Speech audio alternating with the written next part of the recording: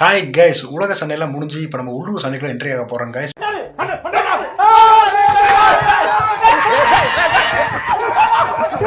World cup முடிஞ்சு போச்சு.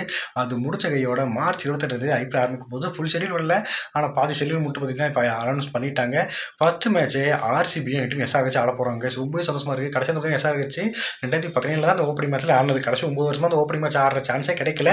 இப்போ கிடச்சிருக்கு. அதுவும் பார்த்தீங்கன்னா ஆர்சிபி கூட ஒரு செம மேட்சாக இருக்க போது. செகண்ட் மேட்ச் பார்த்தீங்கன்னா மும்பை இந்தியன்ஸும் கேகேஆர் ஆட போகிறாங்க.